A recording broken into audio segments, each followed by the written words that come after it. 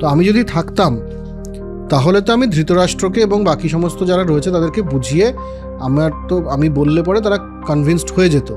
আর যদি নাও হতো আমি বলপূর্বক তাদেরকে বাধা দিতাম। কিন্তু আমারও দুর্ভাগ্য যে আমি সে সময় দ্বারকায় ছিলাম না।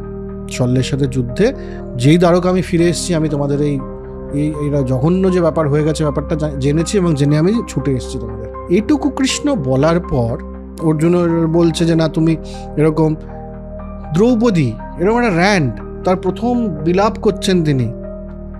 এমন সময় যুধিষ্ঠির হঠাৎ করে কিউরিয়াস হয়ে উঠলেন, আচ্ছা আপনি ছিলেন না বললেন, কোথায় গেছিলেন বলুন তো? আপনি ওখানে ছিলেন না কেন, দ্বারকা ছিলেন না যে বলছেন, কারণটা কি? কারণটা কি? কৃষ্ণ বলল, দেখো আমি বললাম তো শাল্য রাজার কথা বললাম, তো তার এক সৌভনগর বলে একটা জায়গা আছে, সেটা বিনষ্ট করতে গেছিলাম।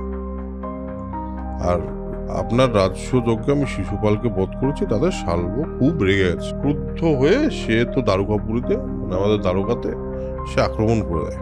তার ব্যাপারটা হলো ওই সৌভ বিমান বলে তার একটা ব্যাপার আছে, এইটা ওই বুহটা রচনা করে তিনি আবার আকাশে ছিলেন। হ্যাঁ, পুরো সৌভ নগরীটাই নাকি আকাশে যেখানে সেখানে ঘুরে বেড়াতে। হ্যাঁ, ওটা আকাশে বিমান, ওটা অ্যাকচুয়ালি একটা এয়ারফোর্স ওয়ান টাইপ।